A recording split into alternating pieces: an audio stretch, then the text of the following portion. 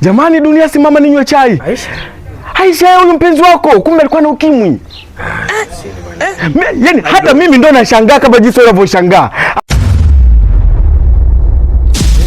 Mwanaume ambaye nitakupa kila kitu kinachotakiwa. Mimi nakuhakikishia kwamba katika wanaume ambao hutojuta kwenye maisha yako ni mimi hapa. Kwa na mimi hautojuta. Wewe nipe nafasi uone. Yaani nitahakikisha na kutunza na kukupa kila kinachotakiwa kufanywa kwako nitakifanya. Kweli? Wewe usio na wasiwasi. Ila mimi siamini bwana. Sasa wewe kama uamini, wewe nipe nafasi uone. Wewe nipe nafasi mara moja tu, haki ya Mungu nakwambia maisha yako yatakuwa ni mazuri. Kila kitu nitafanya. Kwa mfano unapaka lotion ya shingapi?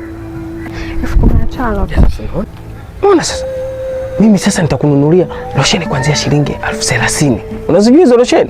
Yaani na uzuri ulionao na hii ngozi, ukipaka lotion ya shilingi 30,000, unafikiri utakuwa mzuri kiasi gani?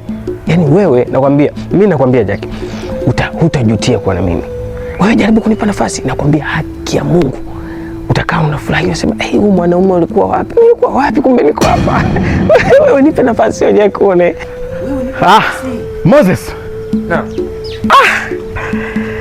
Haya. Haise, pole sana ndugu yangu. Na pole ya nini?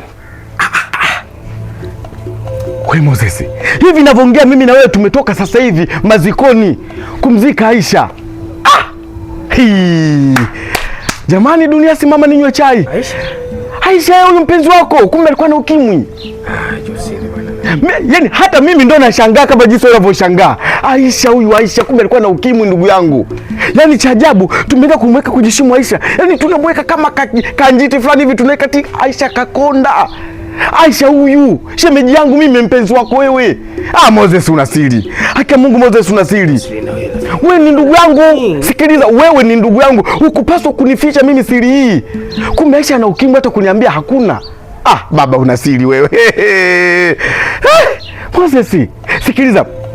Wewe ni ndugu yangu japo kwa ulinificha. Ila mimi wewe siwezi kukutupa wala siwezi nini. Mimi niko tayari kusimama bega kwa bega nawe katika ugonjwa huo ulionao. Yaani katika huo ugonjwa uliokuwa nao mimi siwezi kukutupa hata kidogo. Nisikilize, dozi mimi niko tayari kukusimamia, utakunywa bila shida yoyote. Yaani hilo mimi nakuthibitishia. Wewe nini bwana rafiki yangu? Wewe ndugu yangu mimi siwezi kukutupa. Anakutupaje baba? Yaani ugonjwa wako wewe ndio ugonjwa wangu mimi. Aisha.